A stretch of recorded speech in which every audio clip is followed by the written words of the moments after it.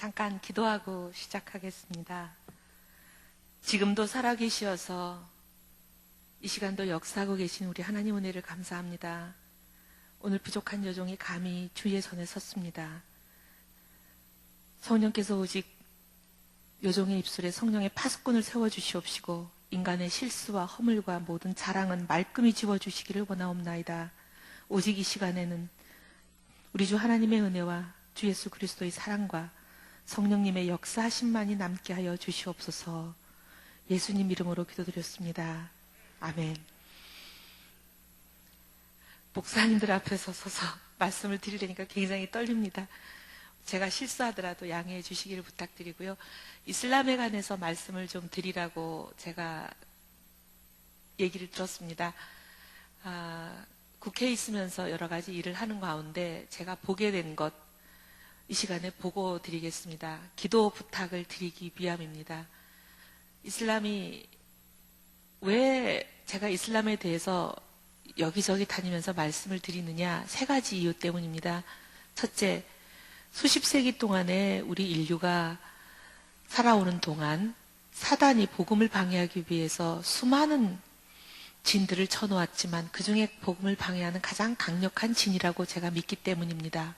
두 번째, 실체와 포장이 전혀 다르게, 완전히 다르게 우리 안에 알려져 있기 때문입니다. 세 번째, 지금 대한민국 안에서 너무나 급속하게 퍼지고 있기 때문에 정확하게 알아야 된다라고 생각하기 때문입니다. 이 세 개를 차근차근 좀 말씀을 드리겠습니다. 첫 번째, 왜 복음을 방해하기 위해서 쳐놓은 진 중에 가장 강력한 진이라고 믿느냐? 그리스도인들만을 잡아서 아주 그냥 핀셋으로 뽑듯이 그리스도인들만 잡아서 처형하고 참수하고 죽이기 때문입니다. 많은 분들이 지금 그리스도인들이 순교하지 않는다고 생각하십니다. 구소련이 무너진 지가 언제고 20년도 더 됐는데 중공도 개혁개방의 길로 나와서 더 이상 공산국가라고는 북한 밖에 이 세상에 없는데 무슨 그리스도인들이 순교한다고 그러냐, 이렇게 말씀하시는 분들이 아직도 계십니다. 하지만 세계 선교협의회에서 나오는 자료를 보면 지금도, 요즘도 연간 한 20만 명에서 22만 명 정도가 순교하는 걸로 보고가 되고 있습니다. 근데 대부분이 무슬림에 의해서 순교합니다. CNN이나 각 외신을 보면은 끊임없이 뉴스들이 나오고 있지만 우리나라 9시 뉴스에 잘 방송이 되지 않습니다. 그러다가 최근에 이 IS, 이슬람 국가라고 번역이 되지만 저는 이슬람 국가는 좀 정확한 번역이 아닌 것 같아요. 이슬람 신정 국가라고 얘기하는 게 오히려 더 정확하지 않나 하는 생각이 드는데, 이 IS가 나와서 우리 기독교인들을 참수하는 일들이 많아지면서 간간히 국내에도 외신이 보도가 되긴 합니다.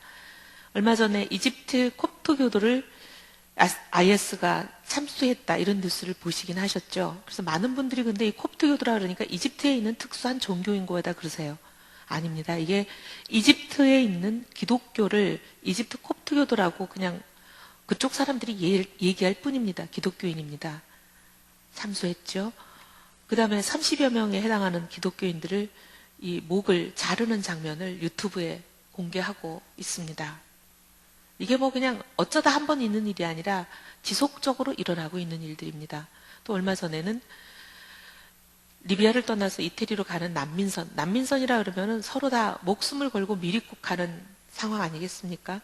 근데 그 안에서 세네갈과 코트 디부아르 출신의 무슬림들이 기독교인들이 갑한 일을 자기들이 지나가다 보니까 몇몇 기독교인들이 모여서 성경 구절을 암송하고 있는 것을 발각했다고 그 자리에서 잡아서 바다에 던져버렸습니다. 이디오피아하고 나이지리아 쪽에서 온 미리국자들이지요. 이런 식으로 이 사람들은 기독교인들을 보기만 하면 참수하고 처형하고 잡아 죽이고 합니다. 근데 이게 많은 우리 교회 안에 있는 분들이 테러리스트들 일부만 그렇게 하는 줄 알고 있습니다. 아닙니다. 무슬림이라 하면 이슬람교를 믿는 교도들이죠. 무슬림 전반에게 내려진 알라의 명령입니다. 경전이, 우리는 이제 성경이지만 그 사람들은 꾸란 또는 코란이라고 말하지 않습니까? 그 코란에 164군데나 목을 치라고 되어 있습니다. 제가 그 중에 몇 가지를 들고 와서 읽어드리겠습니다. 특히 이 이슬람교는 보면 기독교인들에 대해서 유난히도 얘기를 하고 있습니다. 98장 6절에 보면 기독교인들은 피조물 가운데 가장 사악한 자들이며 지옥의 불 속에 떨어져 영원히 형벌받을 자들이니라. 기독교인들만을 이렇게 얘기하고 있습니다. 기독교인들은 자발 죽이라는 거예요. 4장 91절에 너희가 어디서 그들을 발견하든지 그들을 살해하라. 이들에 대해서는 알라께서 너희에게 권한을 부여하였노라. 기독교인들은 살해하라는 거예요. 근데 이 명령이, 이 쿠란의 이 구절이 테러리스트들에게만 내려주는 지령이 아닙니다. 알라를 믿는, 이슬람을 믿는 모든 무슬림들에게 내려지는 알라의 명령입니다. 알라의 명령은 행해야만 그분들 말에 의하면 그분들 방식에 천국 가는 겁니다. 소위 그분들 방식에 구원을 얻는 겁니다. 이 알라의 명령을 행하지 않는 사람은 구원을 얻을 수가 없어요. 그렇기 때문에 그분들은 기독교인들을 잡아서 처형하고 죽이는 것이 자기들 나름의 구원을 얻는 방법, 천국을 가는 방법입니다. 8장 12절에서 17절 그들의 목을 치고 그들의 손가락을 자르라. 그들을 살해한 것은 너희가 아니라 알라께서 그들을 멸망시킨 것이라. 수도 없이 얘기하고 있습니다. 47장 4절에도 말하고 있습니다. 여기서 이제 불신자라고 하는 것은 우리가 얘기하는 불신자랑은 전혀 다른 의미입니다. 불신자라는 단어를 쿠파르라는 단어를 씁니다. 이 쿠파르는 우리가 이제 번역하면 불신자밖에 번역을 할 수가 없어서 이게 번역을 불신자라고 하는데요. 우리는 불신자라고 하면 위해서 기도해야 되고 구원을 위해서 우리가 사랑으로 품어야 되고 섬길 대상이죠. 근데 이 사람들이 쿠파르는 그런 대상이 아니라 목을 쳐야 되는 참수의 대상입니다. 그 쿠파르는 자기 아내라 할지라도 부모라 할지라도 자기 자식이라 할지라도 친척이라 할지라도 반드시 참수해야 되는 대상입니다. 이 쿠파르는 목을 치라는 파투아를 알라가 내렸다고 자기들은 얘기하거든요. 이 파투아는 알라의 명령이기 때문에 모든 무슬림이 반드시 지켜 행해야만 하는 계율입니다. 저기 47장 4절을 읽어드리겠습니다. 불신자들을 만났을 때는 저들의 목을 치라. 너희가 완전히 저들을 제압했을 때는 저들을 포로로 취하고 그른 후 저들에게 은혜를 베풀어 석방을 하든지 아니면 전쟁이 종식될 때 보상금을 받고 저들을 풀어주라. 이게 테러리스트들에게만 내리는 명령이 아니라는 것을 기억하셔야 됩니다. 외신에 보시면은 IS나 이런 지하디스트들, 전사들, 지하드라는 것이 온 세계가 알라의 것이 될 때까지 거룩한 전쟁을 한다. 이게 지하드라고 분들이 얘기하지 않습니까? 이 지하드를 행하는 모든 사람들을 지하디스트 전사라고 합니다. 이 사람들이 인지를 잡고 목을 치거나 당장 목을 치거나 아니면 목을 치기 전에 돈을 내놔라 라고 협상을 하다가 협상이 잘 돼서 돈을 받으면 풀어주거나 돈을 못 받으면 목을 치거나 이렇게 하지 않습니까? 이게 그냥 일반 테러리스트들만 하는 게 아니라 모든 무슬림들에게 알라가 내리는 명령입니다. 제가 그래서 이렇게 사탄이 복음을 방해하기 위해서 저는 가장 강력한 진이다 말씀을 드리고요. 두 번째 이제 왜 포장과 실체가 전혀 다르게 우리 사회에 알려져 있다고 말씀을 드리냐. 이런데도 불구하고 우리 교회 안에서조차도 이 이슬람 교회의 실체를 잘 모르고 같은 구약 성경을 쓰지 않냐. 아브라함과 이삭과 야곱과 요셉과 모든 우리 성경에 우리가 존경하고 그분들처럼 되기를 원하는 우리의 롤모델인 신앙의 선조들을 존경하기 때문에 같은 형제 종교다. 이렇게 생각하는 분들이 꽤 있습니다. 근데 우리가 신천지나 통일교나 얼마 전에 문제가 됐던 구원파나 하나님의 교회 이런 이단들에 대해서는 교회가 열심히 가르칩니다. 그 이단들은 교회에 들어오지도 못하게 교회 문마다 신천지 아웃 써놓고 운동도 합니다. 통일교 절대 안 된다. 몰몬교 절대 안 된다. 이단을 감별하는 방법 열심히 가르칩니다. 하지만 무슬림에 대해서는 가르치지 않습니다. 더 무서운 무슬림에 대해서는. 이단을 우리와 구분하는 방법 가장 중요한 거 교회에서 뭐라고 가르칩니까? 삼위일체를 부인하고 예수님의 신성을 부인하면 이단이라고 가르칩니다. 이 사람들 정확하게 예수님의 신성을 부인합니다. 5장 75절, 5장 17절 여러 구절들이 있습니다. 예수님의 신성을 꾸란에서 부인합니다. 그리고 삼위일체를 5장 73절 등등 수많은 구절에서 삼위일체를 정확하게 부인합니다. 이단인 것을, 문병이 이단이고 이단을 넘어서서 이단보다 더 위험한 무슬림에 대해서는 우리 교회가 잘 가르치지 않습니다. 가르쳐야 됩니다. 방송이나 밖에 나가면 수많은 문화적인 접근을 통해서 이 사람들이 접근해 옵니다. 우리 공중파 방송에서도 보면 이슬람 평화의 종교 이런 막 특집 5부작도 방송되고 이럽니다. 이런 것을 많이 본 사람들이 뭐라고 얘기하냐면 일부 테러리스트들은 위험해도 수많은 무슬림은 어떤 종교들보다 더 도덕적이고 훌륭한 사람들이더라. 평화롭고 문화적이고 굉장히 순수하고 이런 불이다라고 많은 사람들이 얘기하고 심지어 교회 안에서도 그렇게 얘기하는 사람들이 많이 있습니다. 무슬림들이 나쁘다고 얘기할 생각은 전혀 없습니다. 무슬림 중에 굉장히 도덕적으로 훌륭한 분들이 있겠죠. 하지만 이슬람교가 분명히 하나님의 진리에 반하고 우리가 받아들일 수 없는 하나님 나라를 흔드는 세력이라는 것을 분명히 가르쳐야 됩니다. 대신 무슬림들을 위해서 구원을 위해서 기도하고 그분들을 사랑으로 품어야 된다는 것도 가르쳐야 되겠죠. 근데 분명히 구분해서 교회가 정확하게 가르쳐야 됩니다. 왜 이제 이런 말씀을 드리냐면 우리 교회가 무슬림에 대해서 정확하게 안 가르치다 보니까 우리 지금 대한민국 안에 수많은 무슬림이 이제 급속하게 불어나고 있는데 무슬림은 결혼을 하거나 하면 반드시 결혼과 동시에 개종은 의무입니다. 무슬림과 결혼한 사람은 개종을 해야 된다는 것이 그분들 율법에 있어요. 무슬림과 결혼한 여성은 당연히 남편의 종교를 따라서 개종을 해야 됩니다. 아이들도 개종을 해야 됩니다. 이게 의무인데 무슬림이 계율이지요. 근데 그걸 모르고 결혼을 해요. 그냥 뭐 정이 싹 터서 결혼을 하고 나서 아 그런 계율이 있는 거 몰랐어요. 소용없습니다. 무슬림으로의 개종을 거부하면 그 다음에 바로 처형하겠다는 살해 협박이 따라옵니다. 이제 그 나중에 그것을 알고 내가 개종하기 싫다. 그러면 이제 도망 나와야죠. 그리고 지금 우리나라 안에 수많은 피난처들이 지금 생기고 있습니다. 쉘터라고 부르죠.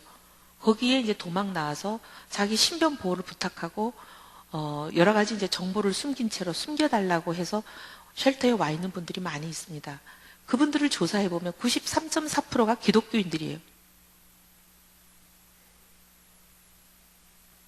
왜 기독교인들이 이렇게 유독 93.4%씩이나 무슬림들과 결혼을 하거나 해가지고 이렇게 개종의 의무가 율법에 있는 걸 모르고 결혼을 한 다음에 이런 어려움에 처하느냐? 교회가 무슬림에 대해서 제대로 안 가르쳐서 그런 거예요. 대부분 여성들입니다. 우리 교회 안에 있는 자매들이에요.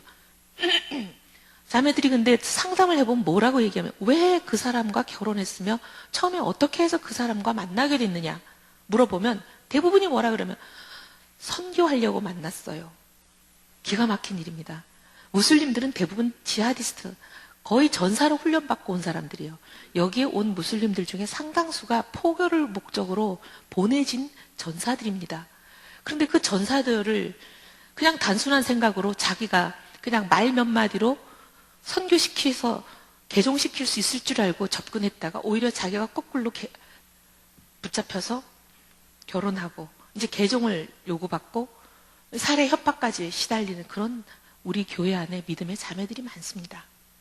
이런 현실은 우리가 우리 자매들을, 우리 형제들을 제대로 가르치지 않아서 생기는 겁니다. 얼마 전에 그 IS에 건너간 김군이라는 그 청년, 그 교회의 청년 아닙니까? 그리고 그 청년을 시리아까지 그 먼 비행기를 몇 번씩 갈아타서 터키까지 갔다 터키에서 시리아까지 가고 하는 그 험난한 길을 데리고 가는 분도 목사님이시잖아요. 우리 교회 안에 이런 일들이 일어나고 있습니다. 그래서 포장과 실체가 완전히 180도 다르게 되어 있기 때문에 굉장히 위험해서 정확하게 알려야 된다라는 말씀을 드리는 거고요. 우리 안에 대한민국 안에 너무나 급속하게 불어나고 있다. 2006년경이었던 걸로 기억합니다. 공식적인 무슬림 인구의 통계가 없습니다. 아직도. 당시 모 기관에 있던 믿음의 장로님 한 분이 조사를 해보셨습니다. 한 5,000명 정도 되는 걸로 조사가 되셔서 아직까지 우리나라는 그렇게 무슬림의 영향권 내에 있지 않구나 라고 안심을 하셨답니다. 근데 2010년에 이슬람 중앙회라는 곳이 있습니다. 우리나라 안에 이제 이슬람교를 믿는 사람들이 모여있는 동호회 비슷한 거죠. 이수시라는 분이 회장으로 계시는데 거기서 발표를 했습니다. 한국 안에 이슬람 교도가 13만 5천 명을 돌파했다. 불과 4년 정도밖에 안 됐는데 13만 5천 명을 돌파했다는 게 어마어마한 속도로 불어나는 거 아니겠습니까? 근데 도저히 믿기지가 않는 거죠. 어떻게 이렇게 짧은 시간 안에 불어날 수 있었을까? 약간 과장된 거 아닐까? 그래서 다시 조사를 해보셨답니다. 했는데 2013년 조사가 20만 명을 넘어섰습니다. 지금 2015년에 올 초에 어떤 언론이 보도했습니다. 근데 그 언론은 본인들이 집계한 건 아니고 여기저기에서 계산한 것을 묶어서 보도했는데 계산하는 기관에 따라서 조금 숫자의 차이는 있습니다. 그래서 많게 보는 것은 25만 명까지 보고요. 적게 보는 것은 한 20만 명 정도 보니까 좀 차이는 있습니다만 20만 명을 넘은 거는 확실한 것 같습니다. 이렇게 급속하게 불어나고 있습니다. 근데 이렇게 불어나는 거에 날개를 달아줄 수 있는 일들이 최근에 우리나라에서 일어나고 있습니다. 제가 이제 영국에서 직장 생활을 2년 하면서 제가 있었던 도시가 무슬림에 의해서 교두보로 설정이 되고 이 타겟이 된 도시가 아주 짧은 기간 안에 한 도시의 40%까지 무슬림이 되는 것을 제가 목격했습니다. 그렇게 되는데 한 15년의 세월이 안 걸리는 걸 봤습니다. 근데 그때만 하더라도 제가 지금 얘기 드리려고 하는 스쿠코법이나 할랄이나 하는 이런 무슬림 포교의 날개를 달아주는 조치들이 없었는데도 한 도시가 불과 한 15년 정도 만에 40%까지 무슬림이 되는 것을 봤습니다. 이분들의 전략이 제가 지금 저한테 오늘 30분만 하라 그러셔서 제가 이렇게 시간이 많지 않아서 영국에서 어떤 일들이 일어났는지 어떤 전략으로 그분들이 그렇게 40%까지 불어나게 하는지 자세히 설명드릴 수는 없지만 그때 영국에 썼던 그 전략은 문화 지하드, 문화적인 접근법을 쓰는 거였습니다. 그래서 시간이 조금 걸려요. 근데 지금 우리나라에 오고 있는 이 접근법은 그거보다 훨씬 짧은 시간 안에 폭발력을 가질 수 있는 다른 방법입니다. 할랄에 대해서 먼저 말씀을 드리고 다음으로 넘어가는 게 좋을 것 같습니다. 최근에 대통령께서 3월 초에 중동 국가를 순방하시고 MOU를 많이 체결했습니다. 그 MOU 중에 돌아와서 6월 29일 날 실행을 발표하신 게 있어요. 뭐냐면 익산, 혹시 여기 익산과 관련되신 분들이 계실 수도 있겠습니다. 근데 익산에 가족이나 친지나 아는 분이 없다고 하셔도 오늘 여기 오신 모든 분들이 이 시간부터 익산을 가슴에 품고 정말 사랑과 긍휼의 마음으로 기도해 주시기를 부탁드립니다. 익산에 할랄 푸드 전용단지를 조성하겠다고 발표하셨고 할랄 파크를 만든다는 겁니다. 그리고 할랄 요원을 정부 차원에서 대규모 육성하는 프로그램을 발표했습니다. 이게 뭐냐? 할랄이라는 것은 무슬림 율법에 의해서 무슬림 교도들에게 먹을 수 있다고 허용된 음식입니다. 허용되지 않은 것은 하람이라고 부르죠. 근데 이 할랄은 어떤 기준, 여러 가지 이제 통과의례 절차를 거쳐야 됩니다. 식물이 있고 동물이 있죠. 근데 식물은 정결한 것, 부정한 것 그렇게 큰 차이가 없으니까 제가 오늘 시간상 말씀드리지 않겠습니다. 차이가 많이 나는 동물에 대해서 말씀드리겠습니다. 돼지고기 먹으면 안 되죠. 피 먹어도 안 되죠. 부정한 것이라고 그분들은 그들의 율법에 규정이 되어 있습니다. 그러면 이제 남은 게 주로 많이 먹는 소고기, 양고기, 닭고기 이 세 개를 주로 많이 먹는데요. 이 세 개는 도축하는 순간부터 가공, 조리, 운송, 배포, 유통 온갖 모든 단계에 대해서 모두 무슬림의 손을 거쳐야만 됩니다. 무슬림이 아닌 사람이 손대면 그 순간 할랄이 아니게 됩니다. 이교도가 손을 대면 할랄이 그런 겁니다. 그래서 도축하는 순간에도 짐승의 머리를 메카를 향해서 놔야 돼요. 그리고 도축하면서도 알라의 이름으로 도축을 해야 됩니다. 이제 여기 목을 혈도라고 하는데요. 이 순식간에 따야 됩니다. 그러면서 알라의 이름으로 따야 됩니다. 하기 전에 알라의 이름으로 제례를 지내야 됩니다. 그들의 율법에 따른 제례가 있습니다. 그리고 이제 이 모든 전 과정을 무슬림들의 손에 의해서 돼야 되고 또 피는 한 방울도 부정한 것이 한 방울도 남아있으면 안 되기 때문에 특수한 도축 시설이 있어야 됩니다. 이 짐승을 거꾸로 매다는 그들만의 방법이 있어요. 거꾸로 매달아 놓고 피를 다 빼는 거. 이렇게 하는 이제 시설이 필요합니다. 우리나라는 어떻게 하냐면 소와 돼지와 같이 한 시설 안에서 도축장에서 도축을 합니다. 근데 이 사람들은 돼지는 부정한 것이기 때문에 이 할랄로 인정이 되려면 반경 5km 안에 돼지가 있어서도 안 되고, 돼지를 키우는 양돈 농가가 있어서도 안 되고, 돼지 고기를 사고 파는 정육점이 있어서도 안 되고, 돼지 고기를 가지고 음식을 만들어 파는 식당이 있어서도 안 되고, 아무것도 안 됩니다. 그리고 무슬림들이 절대 안 되는 알코올이 들어간 거 안 됩니다. 술도 알코올이 들어갔죠. 그리고 우리나라 음식 중에서 발효 음식이 많습니다. 된장김치 뭐 등등, 젓갈. 근데 이 발효되는 과정에서 알코올 성분이 나온다고 이 사람들은 생각합니다. 이 알코올 성분이 나오는 것들은 절대 근처에 있어서 안 됩니다. 이런 상황이에요. 그러면 익산에 할랄푸드 전용 단지를 만듭니다. 그럼 그 주변 반경에 양돈 농가 뭐 아무것도 다 없어져야 됩니다. 철거해야죠.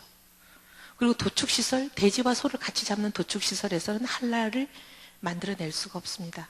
이 도축시설 다 없애고 새로 도축시설을 할랄식 도축시설을 지어야 됩니다. 하나 짓는데 300억 정도 든답니다. 이번 추경부터 정부에서 예산을 반영한다고 해요. 근데 더 중요한 거는 모든 과정이 무슬림의 손에 의해서 돼야 된다고만 말씀드렸죠. 운송을 하는 트럭 안에 할랄 식품과 할랄이 아닌 식품이 같이 실리면 그건 그 순간 할랄이 아니게 됩니다. 할랄과 정결한 것과 부정한 것이 접촉되는 순간 정결한 것은 부정한 것이 되어버립니다. 이들 율법이 그래요. 이렇게 까다로운 것들을 사실 경제적으로 이득이 거의 없습니다. 왜냐? 할랄의 인증이 지역마다 다르고 나라마다 다르고 57개 무슬림 국가마다 다 다릅니다. 무슬림 국가 안에서도 말레이시아를 예를 들면 7개의 술탄이 다스리는 지역이 구분이 되어 있습니다. 그 술탄이 다스리는 지역마다 다 다릅니다. 그 다음에 종파마다 다릅니다. 수니파, 시아파가 다르고 시아파 안에서도 또 4개의 종파가 또 다릅니다. 이렇게 복잡하게 다 다른데 우리 익산에서 할랄을 어떤 기준에 맞춰서 만든다고 한들 죄송합니다. 만든다고 한들 이 기준에 의해서 만들어진 할랄이 말레이시아의 어떤 술탄 지역의 어떤 종파한테는 팔 수 있어도 그 옆 종파한테도 못 팔고 그 옆 지역에도 못 팔고 더더구나 인도네시아에는 팔지도 못합니다. 이런데 경제적으로 전혀 실익이 없어요. 없는데 지금 정부는 추진을 합니다. 그럼 어떤 일이 생기냐? 아까 제가 할랄 요원을 정부가 집중적으로 육성한다고 말씀드렸죠. 할랄 요원은 무슬림이라야만 됩니다. 개종이 되지 않고는 할랄 요원이 될 수가 없죠. 왜냐하면 모든 게 무슬림의 손에 의해서만 돼야 되니까. 근데 이제 2월 29일 날 정부가 이 발표를 하고 나자마자 이슬람 중앙회에서 공고를 냈습니다. 할랄 요원을 모집합니다. 2, 3주간의 아주 짧은 기간 안에 간단한 교육만 받으면 할랄 요원이 될 수 있습니다. 고액 연봉을 받을 수 있습니다. 그다음에 하루에 작업 강도는 수월합니다. 왜냐하면 이제 식당이나 이런 데 도축한 데 가서 서서 보기만 하면 되니까. 되는지 안 되는지. 별것도 아닌 일에 돈을 많이 준다 그러고 이거 뭐 라이센스 따는데 뭐 별거 몇 주간 와서 그냥 교육만 받으면 된다 그러면 지금 취업난에 어려운 우리 청년들 어떻게 되겠습니까? 관심이 가겠죠? 지금 인터넷에서 청년들이 굉장히 관심을 보입니다. 폭풍 관심입니다. 할랄 모임, 할랄 어떻게 하면 되남? 지금 할랄 되겠다고 난리예요. 할랄 요원 되겠다고. 그리고 지금 이렇게 무슬림이 많이 생기면서 무슬림 유학생들이 이제 각종 대학에 지금 많이 오잖아요. 대학의 구내식당, 그 다음에 무슬림 환자들을 유치하기 위한 큰 대형 병원들, 그 다음에 관광객들을 받을 수밖에 없는 숙박업소들, 호텔을 포함해서 이런 데 지금 이제 할랄 음식을 만들어라, 할랄 요원을 배치해라, 기도 처소를 만들어라. 지금 정부에서 시책이 막 내려오고 있습니다. 제가 알고 있는 유명한 기독교 대학, 믿음의 대학 병원장한테서 얼마 전에 들었습니다. 정부에서 그 병원에도 무슬림 환자들을 유치하는 일환으로 할랄 음식을 제공하고 할랄 음식이 제대로 되는지 확인하기 위해서 할랄 요원을 배치하고 기도 처소를 만들라. 근데 그 대학은 이런 지하에 거절했다고 합니다. 그랬더니 국가에서 하는 중요한 사업을 이 대학이 아닌 다른 대학으로 넘기고 이 대학은 여러 가지 지금 불이익을 받고 있습니다. 이런 일들이 지금 많이 일어납니다. 교회 안에 이 여러 가지 할랄 요원이 되겠다고 하는 수많은 청년들 잘 교육시켜야 됩니다. 할랄이 뭔지. 할랄이 된다는 것 자체가 무슬림으로 개종을 의미하고, 무슬림의 개종은 온 가족의 개종을 의미하는 거고, 개종을 거부하면 살해 협박이 따라온다는 거, 여러 가지를 많이, 그리고 이슬람교와 우리 하나님을 믿는 사람들은 절대 양립할 수 없다는 것을 우리 교회 안에서부터 정확하게 가르치지 않으면 굉장히 걱정되는 일이 많습니다. 그리고 기도해 주셔야 됩니다. 지금 익산을 위해서. 제가 이제 스쿠크법에 대해서 좀 보고를 드리겠는데요. 지금 이제 할랄은 진행되고 있는 일입니다. 근데 스쿠크법은 일단 지금 휴지기에 들어간 일입니다. 불과 몇 년 전에 이건 금융지하드예요. 돈을 버는 걸로 전 세계가 알라의 것이 되게 하겠다라는 지하드의 일종인데, 아까 이제 지하드에는 여러 가지 종류, 전략이 따로 있다고 말씀드렸습니다. 문화 지하드, 법률 지하드, 금융 지하드, 이렇게 할랄과 같은 음식으로 하는 음식 지하드, 또 경제적인 걸로 온갖 산업을 하는 산업 지하드, 별게 다 있습니다. 근데 이제 9.11은 테러죠. 테러 지하드입니다. 테러도 지하드의 일종입니다. 쌍둥이 빌딩, 100몇 층이 되는 빌딩에 비행기 가득 폭탄을 싣고 가서 자폭테러를 해가지고 많은 사람을 사망하게 하고 전 세계를 경악시켰죠. 그랬더니 말레이시아의 전직 총리를 지낸 마하티르라는 아주 유명한 사람이 있습니다. 그분이 이건 하급 전술이다. 왜 하급 전술이냐? 돈이 들었죠. 폭탄도 만들고 뭐 비행기도 타고 가고 했으니까. 자기들도 생명을 잃었잖아요. 자폭 테러니까. 더 중요한 건 이렇게 테러를 하니까 서방 세계가 CIA든 MI6든 모든 첩보기관이 이 사람들이 어디에 가서 뭘 하는지 지켜보고 감시 견제를 하니까 자기들도 움직이기가 너무 힘든 거예요. 활동하기가 불편한 거예요. 이건 하급 전술이다. 우리 이거 이제 포기하겠다. 우리는 앞으로 상급 전술로 가겠다. 뭐 하냐? 금융지하드 하겠다는 거예요. 돈도 벌고 좋은 칭찬도 듣고, 돈 버니까 사람들 죽이지 않으니까 칭찬하죠. 그 다음에 그러다 보니까 감시 견제 안 하니까 일하기도 편한 걸로 가겠다. 그러면서 스쿠크로 하겠다고 얘기를 해요. 그리고 대한민국을 교두보로 정했다라고 발표를 합니다. 왜 대한민국인지는 제가 지금 설명드릴 시간은 없는데, 대한민국만큼 좋은 나라가 없습니다. 그들이 교두보로 하기에. 전 세계를 향해서 열려있고 글로벌라이즈 돼 있고, 뭐 중국이나 일본처럼 배타적이지 않은 민족이라 우리는 많이 받아들입니다. 열려 있습니다. 굉장히 좋은 나라예요. 그분들한테는. 교두보로 삼기에. 그리고 이제 이 스쿠크라는 금융이 어떤 거냐면 돈을 눈덩이처럼 불릴 수 있는 이슬람식 금융입니다. 그리고 여기에는 전제가 달려 있습니다. 처음에는 다들 몰라요. 돈이라는 게 꼬리표가 달려있지 않고 눈에는 안 보이니까. 근데 이 금융 돈을 받아 쓰면 이슬람 율법에 따라서만 모든 것을 하도록 족쇄가 채여 있는 돈입니다. 처음엔 모르고 받아 쓰죠. 근데 이대로 행하지 않으면 협박이 들어오고 안 지키면 큰일 납니다. 굉장히 어려운 돈이에요. 근데 이 돈을 안 그래도 돈을 눈덩이처럼 불리기 때문에 그냥 가만히 내둬도 다들 이 돈을 쓰려고 할 텐데 여기다 뭘 날개를 달아주냐. 이 돈으로 거래를 하거나 하면 여기에 관련되는 모든 세금은 1원 한 푼 안 내게 해주겠다는 면세법을 국회로 보냅니다.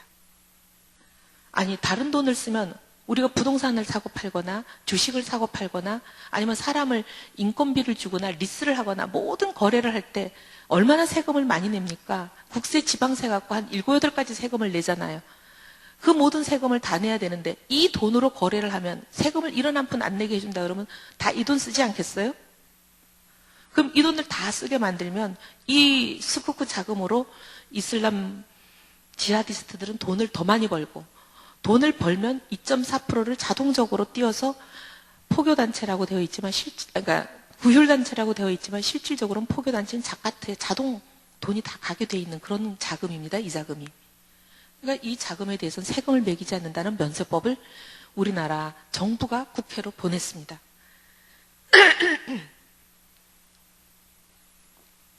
제가 이제 국회 재선으로 조세 관련된 일을 하고 있을 때 조세 관련이니까 이 법이 왔습니다. 변호사 세 분이 저한테 오셔가지고 열심히 한참을 기도를 하시더니 집사님이시죠. 집사님 손에 하나님 나라가 달려 있습니다. 하고 이 얘기를 다 해주시는 거예요. 사실 그때까지만 해도 제가 이 법이 올라왔는지, 이 법이 얼마나 무서운 법인지, 이게 어떻게 이슬람 포교에 정말 날개를 달아줘서 영국에서 15년씩 걸렸던 일들을 이 법이 통과되기만 하면 우리나라에는 정말 순식간에 그냥 이슬람화를 시킬 수 있는지 몰랐습니다. 근데 그분들이 설명해 주셔서 알았어요. 그래서 정말 이 법이 통과되면 어떻게 될지 눈에 불을 보듯이 빤한 거였습니다.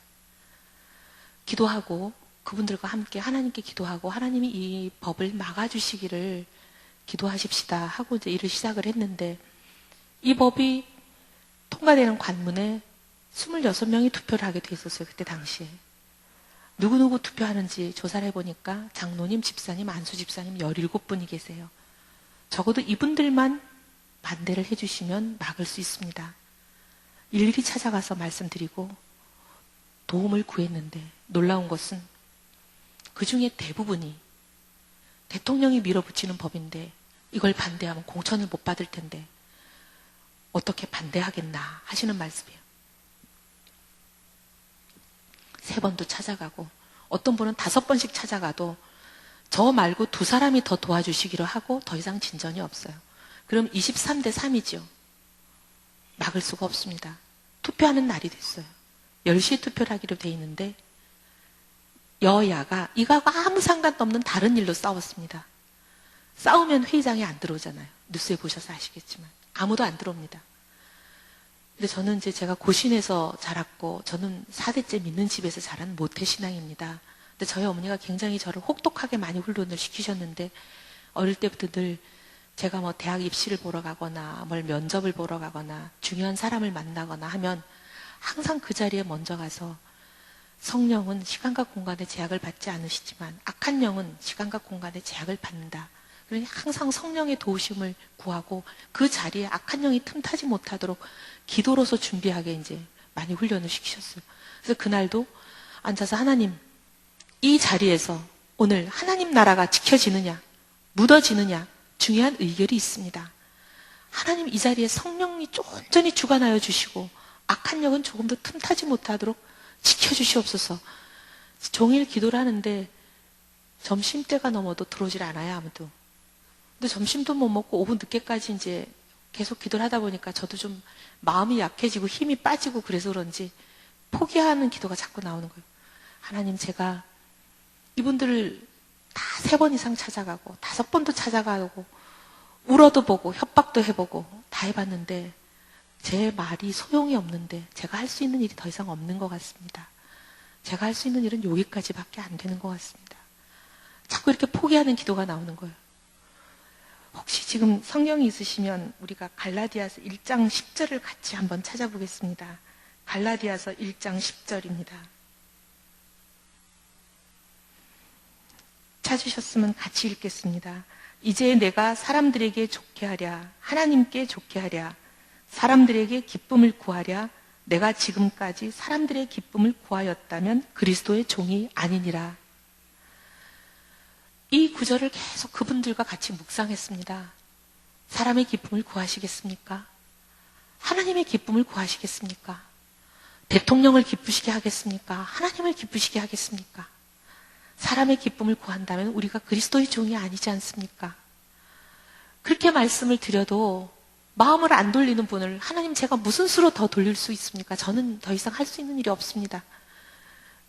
포기하는 기도를 자꾸 하다가 어느 순간 제가 하나님 저한테 막 야단치실 것 같아요. 네가 네 공천이라면 벌써 포기하겠냐? 가만 생각해 보니까 제가 제 공천이라면 방망이가 두드려지기 전인데 벌써 포기 안 할 것 같아요. 그래도 방망이가 두드려지기 전까지 뭐라도 해보려고 더 뛰어다닐 것 같아요. 하나님께 하나님 제가 잘못했습니다. 벌써 포기한 거 용서해 주십시오. 제가 뭐라도 더 해볼 수 있게 하나님 지혜를 주십시오. 뭘 더 해야 될지 모르겠습니다. 정말 뭘 더 해야 될지 모르겠더라고요. 해야 된다는 건 알겠는데 하나님 제가 뭘 더 해야 될지 지혜를 주십시오. 기도를 하는데 자꾸 그분들이 저한테 공천 했던 생각이 났어요. 국회의원 한 분 더 되려고 공천 얘기하는 거죠. 근데 대통령이 공천에 영향은 미칠 수 있어도 공천만 받는다고 국회의원 되진 않거든요. 표를 얻어서 당선이 돼야죠. 그럼 표는 대통령이 주라 그런다고 우리 국민들이 주지는 않죠. 가만히 생각하다가 목사님들 생각이 났습니다. 목사님들이 교인들한테 이 사람 표 찍어라, 이 사람 표 찍지 마라 하면 상당히 효과가 있잖아요. 그래서 우리 보좌관들, 비서관들, 인턴들 다 불러 모아가지고 반대하는, 그러니까 스쿠크법을 찬성하는 거죠. 저를 반대하는 거니까. 23명 지역구 동 다 쓰고 그 동에 있는 교회 다 적어보라 그랬어요. 그래서 그 교회 목사님들, 담임 목사님들 한기총에 물어보니까 다 나와요. 핸드폰 번호 받아서 전화했습니다. 목사님 동네에 누구누구 의원이 스쿠크법을 찬성합니다. 그때 교계는 여기 계신 목사님들도 그러셨겠지만 전부 이 문제 놓고 기도하고 계셨잖아요. 이 사람 이거 계속 찬성하면 선거에서 낙선시켜버린다고 전화 좀 해주세요. 이랬더니 어떤 목사님이 저한테 이 사람아 그러지 않아도 우리가 당신 얘기하고 있다 모여서 왜 모여 계세요? 무슨 교도소 선교회 출범식에 테이프 커팅 때문에 모여 계신대요. 그러면서 하시는 말씀이 우리는 여기서 우리 몫을 다하겠다. 하지만 당신은 당신 몫을 제대로 해라. 전장을 제대로 지켜라. 우리는 이스라엘이 아말렉과 싸울 때 모세의 팔이 내려오지 않게 받쳐주었던 아론과 훌의 역할을 여기서 다 하겠다. 이 시간부터 금식을 선포하고 우리는 정말 하나님께 온전히 매달릴 테니까 당신은 전장에 가서 전장을 똑바로 지켜라. 그러셔서 이제 돌아와서 기도를 하고 있는데 12월이에요. 12월에 우리 회의는 마지막 날입니다. 그날만 넘기면 더 이상 회의가 안 열려요. 8시 반쯤 되니까 막 수십 명이 우르르 들어오더라고요. 장관, 차관, 여야 국회의원 26명, 카메라 수십 대. 우리 위원장이 뭐라 그러시냐면 대통령이 9시까지 그걸 다 통과시키래. 비행기를 못 타고 기다리고 계신대. 9시에 비행기를 타셔야 된대.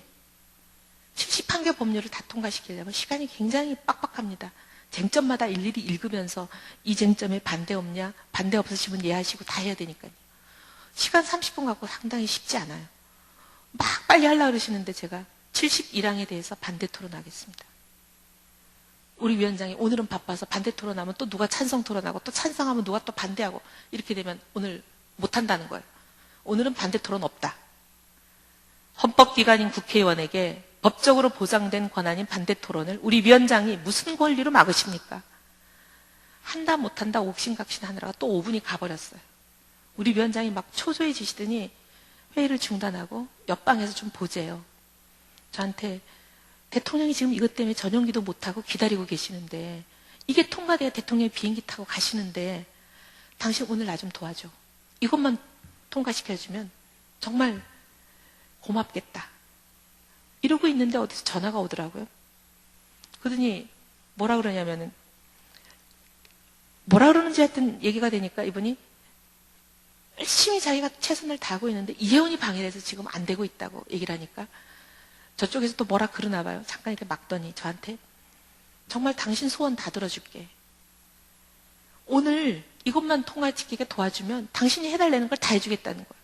당신 소원이 뭐냐? 그래서 제가 71항이 스쿠크법입니다. 71항이 상정되지 않는 걸 제가 원하는데 저는 이제 반대 토론 하겠다는 건데 제가 상정이 돼야 반대 토론을 하는 건데 위원장님이 이걸 상정을 안 시켜버리면 제가 반대 토론을 못 합니다. 이랬더니 간단하네? 이러더니 별것도 아니네? 하더니 별것도 아닌 거였는데 괜히 여태까지 시간만 낭비했습니다. 해결이 됐습니다. 빨리 가서 처리하겠습니다. 이러더니 전화를 끊고 빨리 와서 일사천리로 하고 청와대 보고하러 간다고 사내를 선포하고 가버렸어요. 정회를 선포하면 다시 열 수 있습니다. 사내를 선포하면 다시 못 엽니다. 그날이 마지막 회의라고 제가 말씀드렸는데 사내를 선포했기 때문에 더 이상 회의를 그 해에는 못 열어요. 1월 달은 법에 의해서 국회가 없습니다. 그리고 2월 달에 국회가 열릴 수는 있지요. 근데 그날 밤에 보니까 이거를 71항은 상정을 안 시켰기 때문에 스쿠크법은 통과가 안 된 거죠. 나중에 신문에 이제 그 다음날 보니까 청와대에서 비상회의가 열렸대요.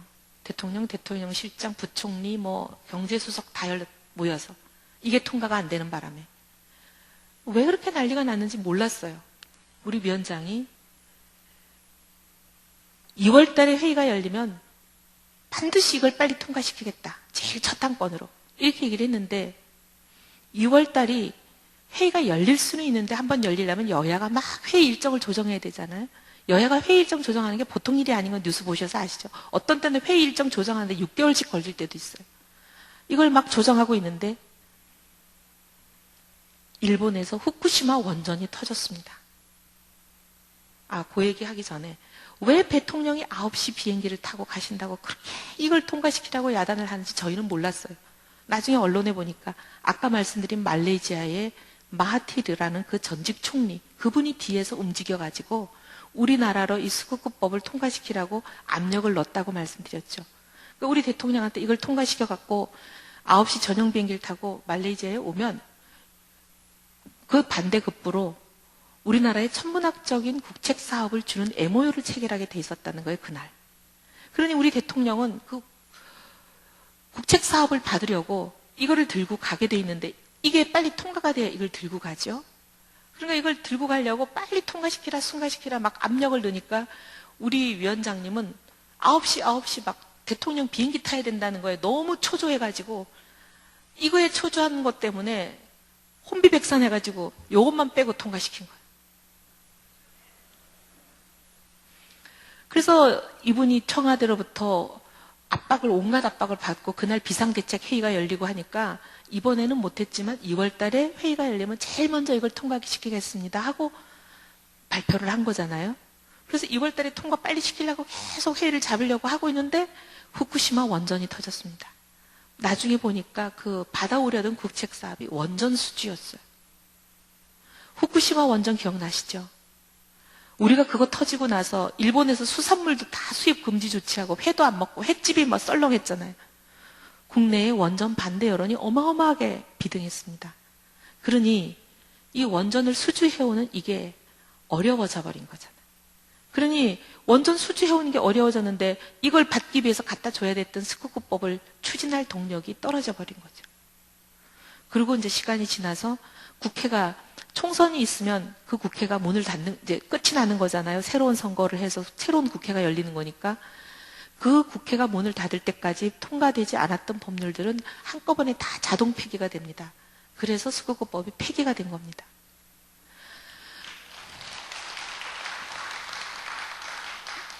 하나님께서 우리가 기도하면 어떻게 우리를 지키시고 이 나라를 세워주시는지 말씀드리고 싶었습니다. 우리 위원장님이 계속 청와대에서 9시까지 빨리 통과시켜라, 비행기 타야 된다 하니까 마음이 초조하고 급해가지고 막 이걸 밀어붙이다가 너무 혼비백산해가지고 이것만 빼고 통과시킨 거. 이게 사람이 한 일이겠습니까? 저는 사람이 한 일이라고 보지 않습니다. 하나님 하셨다고 믿습니다. 전쟁은 우리에게 속한 것이 아니지 오직 여호와께 속한 것이니 하나님은 하나님의 나라를 지키기 위해 필요한 때에 필요한 곳에 하나님의 사람을 두실 줄을 믿습니다. 여러분 국회를 보실 때 도저히 저 사람 때문에 기도 못하겠다. 무슨 저런 사람이 국회의원이냐. 그런 생각 드실 겁니다. 간혹. 하지만 그런 국회에 하나님이 찾으시는 하나님의 사람이 있어야만 이 나라가 지켜주지 않을까요? 여러분께서 이 나라를 위해서 국회를 위해서도 기도해 주시기를 부탁드리겠습니다. 감사합니다.